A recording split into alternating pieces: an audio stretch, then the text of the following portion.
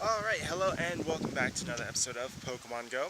In today's episode, we're shiny hunting. We are at the Krabby Nest, though there's not really all that many Krabby on the nearby.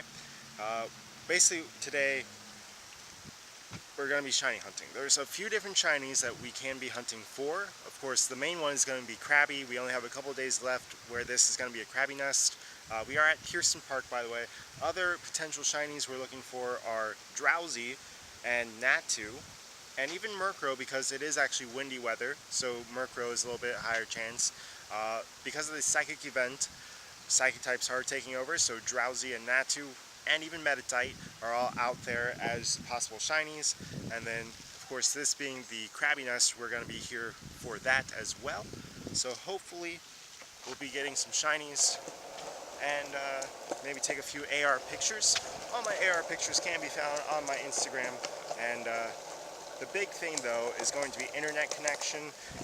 If you've seen some of my latest episodes, I have needed to hook onto people's hotspots here and there for some reason. I've just been noticing that my internet connection hasn't been the greatest, so I'm going to need to call Sprint up and see what that's about. So hopefully, today we're by ourselves. Hopefully we can stay connected to the LTE. There's no real Wi-Fi out here. And yeah, wish me luck. Hopefully we come out of here with a shiny. If not, I don't know.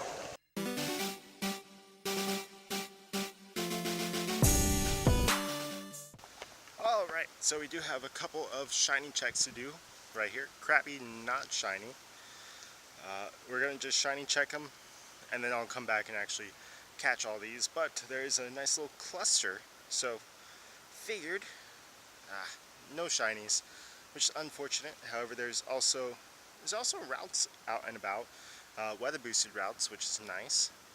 374, that's actually not a bad one. So yeah, like I said, it is windy weather boosted right now, so a lot of Psychic type Pokemon are going to be increased in spawns anyway, and then also those will be increased in CP and possibly IV thanks to the weather boost. So lots of Psychic type Pokemon, not so many Krabby, which is somewhat unfortunate, but at the same time, there are plenty of good Psychic types out there. Let's see how. Ooh, that's actually a really good route. That's a surprising find. That's actually really cool. Oh, one of the Krabbies actually despawned. Anyway, we're back on the shiny hunt.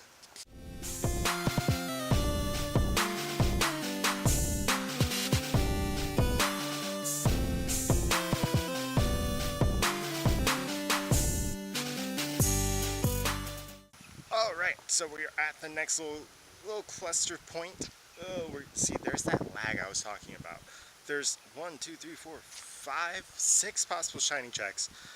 That's a really big Murkrow, by the way. But we're more interested in these Krabbies and sort of that Magikarp, but definitely more the Krabbies.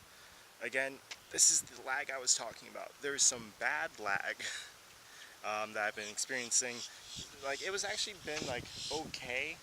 I might need to restart the game actually, which would be quite unfortunate. There we go.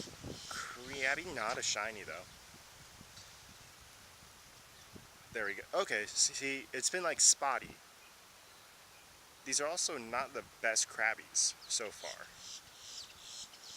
Yeah, 500. Like, Krabby can actually be like pretty decent, and what was one of the APKs actually showed that Krabby has a new moveset, Crab Hammer. None of these are shiny. That's unfortunate. But with the moveset Crab Hammer, it's a water type attack that's basically specialized just for Crawdaunt and Kingler.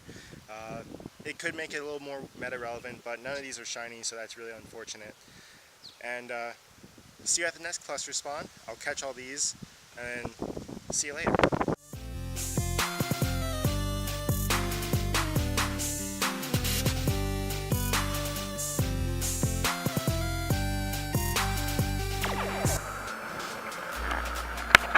It's a wild grandma in her natural habitat. What are you doing? Hello, What are you doing? it's a wild grandma In the wild?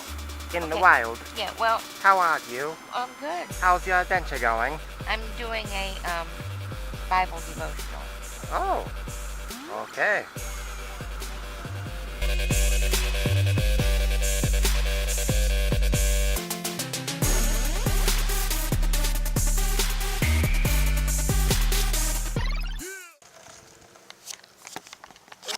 Hi, we have eggs hatching. First is a nummel.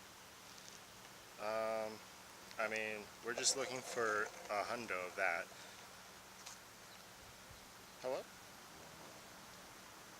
Oh, the other two still need a little bit more.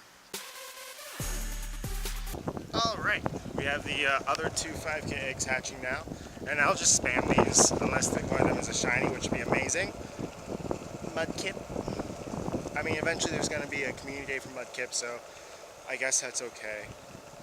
It's a Heracross here, which isn't spectacular. And then, Quarterfish.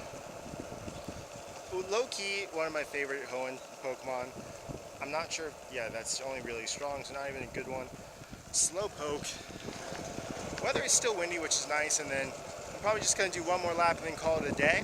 And then we're actually going to be heading over to the movies. So, something I haven't done in a while is actually do a movie review. I might actually do one of those at the end of this. But, yeah, so far, still no shinies. Why are there Slowpokes? I don't want Slowpokes. I want Krabbies. Anyway, see you at the next shiny.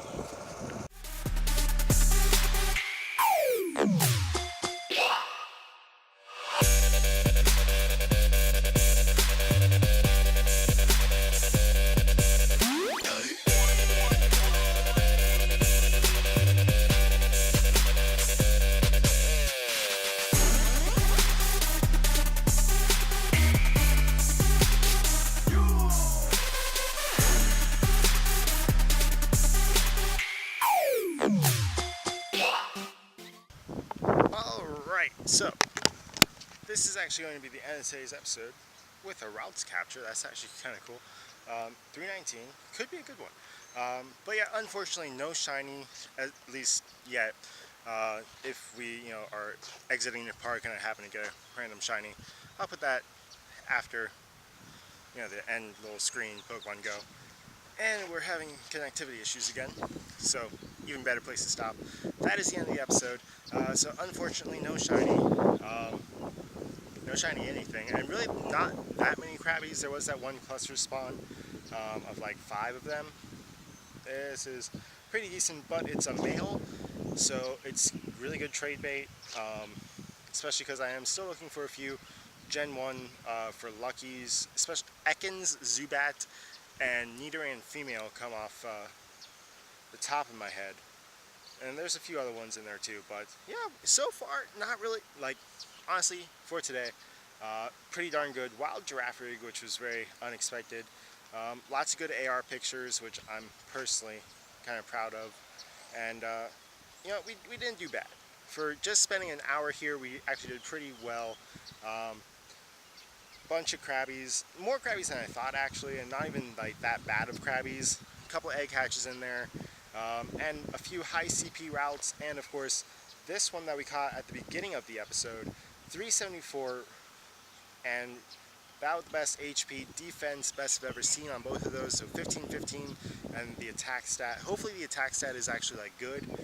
That could be one that I could evolve right away. And yeah, like I said, that's the end of Pokemon Go segment of this episode. I will actually add a Venom review because I'm going over to Venom, and I'll watch that. And I haven't done a movie review since like the beginning of my channel, which I used to do. I used to like walk down to the movies, have my Pokemon Go adventure, watch a movie, and then walk back. So fairly cool. Like kind of a tie back to the old days. But yeah, that's the end of today's episode. If you did like it, go ahead and smash that thumbs up button. If you're enjoying the series, please subscribe. And as always, God bless, and see you for another episode of Pokemon Go. Alright, so we are actually outside of the Regal Cinemas, and we got a shiny Swablu, which, I mean, it's okay. It's not like the most interesting shiny, but we got shiny Swablu, which is very cool. Definitely not the shiny I was looking for today, but I will take it. Awesome. And now we're going to go see Venom. Well, I'm seeing Venom. Grandma's seeing White Boy Rick. Something like that. There we go, shiny Swablu. Very cool. Very, very cool. Hey, what's up guys? We are back at the house now, and it's time for a little Venom review. Honestly, good movie. Not, like, great, but good movie. I enjoyed myself. I'm not, like, completely knowledgeable about the Venom, like, lore in the Marvel universe.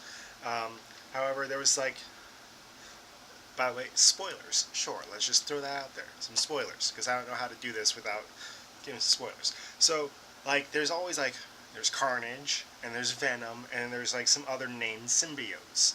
So they definitely, like, throw in some, like, some Easter eggs for some of the other ones. They bring in one named symbiote, and at the end of the movie, the post-trailer actually brings in possibly another named symbiote. Possibly. We don't know if there is confirmed another movie yet, though. Probably depends on how well this movie does overall. Personally, I liked it. I can definitely see where some people might not like it, if it didn't, like, exactly follow the lore. Like, there wasn't any, like, Peter Parker or anything like that, and there was really, like, just kind of, like, some references to, like, J. Jonah Jameson's son. He was in it, but he died early on in the movie. And he was, like, supposed to be, I think, the first symbiote, like, person, and I think was supposed to, like, survive in the main, like, the lore of Spider-Man.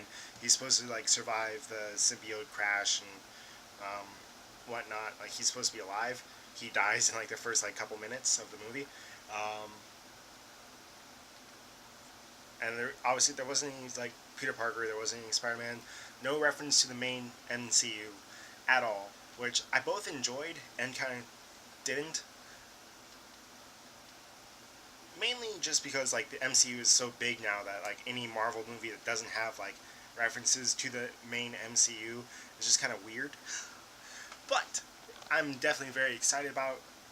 This movie was actually very good. Uh, there's always supposed to be, like, at least one good car chase or, like, space battle, like, dogfight, like some kind of, like, fast-paced chase slash action scene.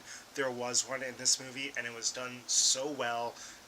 The comedy, the interplay between Eddie Brock and Venom was just really good. I enjoyed that very much. Comedy wasn't forced; it just came very natural. It was honestly just it was very well done. I enjoyed it. Big thumbs up, to be honest. It was a good movie. Could it possibly come into the MCU? Probably not, because there was, like, zero references to S.H.I.E.L.D. or anything like that. It was based in San Francisco, so, like, not, like, in New York where Avengers Tower is, or Malibu where Tony Stark's house is, or any of the S.H.I.E.L.D. base operations. So probably not gonna be in the main MCU. But honestly, it was very enjoyable. The action scenes were great. Even between the big bad at the end of the movie and Eddie Brock slash Venom, there was even a point where we got to see a couple other people host some of the symbiotes. If you watch it, you'll see why I laughed there. And, like, they did a lot of very cool things with it. They even, like, made the Venom costume, like, look better as the movie progressed, like, kind of, like, showing the symbiosis between the two becoming better, which I enjoyed personally. Personally, I think they did a very good job of, like, showing, like, how, like, later on in the MCU Marvel universe, I know that Agent Venom becomes a thing where Eddie Brock and Venom become, like, a complete symbiosis, and Eddie Brock joins S.H.I.E.L.D. and becomes Agent Venom. And so it kind of, like, it doesn't say, like I said before, S.H.I.E.L.D. isn't in this, none of that is in this movie. However, it definitely shows, like, Eddie Brock and Venom are going to be a good guys. Like, even, like, the end of the movie, you get a point where, like, Eddie Brock is, like, explaining, like, good guys versus bad guys, and what Venom is not allowed to do and whatnot, and it's just very well done. Personally, I enjoyed the movie a lot. I'd say it's better than like Iron Man 2 or Iron Man 3. I personally enjoyed all the Iron Man movies, but I'm like putting it out there in like the scope of things. Like Iron Man is one of the good ones, like one of the greats. Iron Man 2 and Iron Man 3 are good but not as good. So I'm putting it in that good but not as good category. It's good, but it's not great. I personally enjoyed it a lot. I liked Spider-Man Homecoming. That was a great movie. So it's not great, but it's good. It's a solid good. I'd watch it again, which means, like, personally, that means it's really good, because I don't like watching movies in theaters again and again. But I would definitely pay money to see the movie again, instead of, like, waiting until it comes on, like, FX. So yeah, that's my take on Venom. I personally say go ahead and watch it. It's a good movie. You will laugh. There's good action scenes. The cinematics are really good. The music, the score is good. There's a lot of rap-based stuff, and personally, I enjoy that. Eminem's Venom, which is off his Kamikaze album, is on there. Is in the movie. So personally, I was looking forward to that. I'm an Eminem fan, if you didn't know. I grew up on Eminem as like one of the core like artists that like named artists I could be like, that's an Eminem song. So like all the great Eminem stuff that like came out, like Till I Collapse, Lose Yourself, all that good stuff. And then Kamikaze drops like, what was it, like a month ago? Such a good album. One of those is Venom, and is actually from this movie, or that movie is for, you know what I mean. So I was looking forward to that the entire time when it came on. I was like, yes. So anyway, good movie. Watch it, and see you for the next episode. If you like this kind of like movie review thing, it's not really like a core part of my channel, but I enjoy them. Let me know in the comment below if you'd like to see more of these, maybe shortened, and maybe like somehow I put like a theme to like the Pokemon Go aspect, match the movie that I'm gonna do. That'd be kind of cool. That's an interesting idea. Anyway, see you for the next episode on the channel.